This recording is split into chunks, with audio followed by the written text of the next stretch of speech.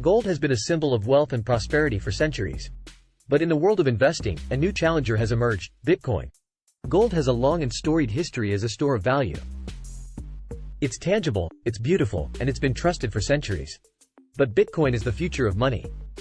It's decentralized, it's secure, and it's not tied to any particular physical location.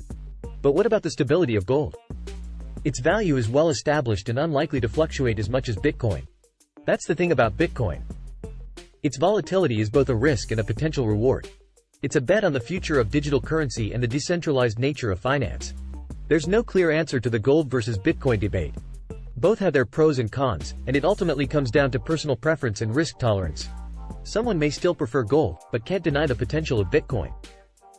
On the other hand, someone may be a Bitcoin enthusiast, but recognize the historical value and stability of gold. Whether you're a fan of gold or Bitcoin, it's important to remember that investing is about diversification and balancing risk. Both assets have their place in a well-rounded portfolio.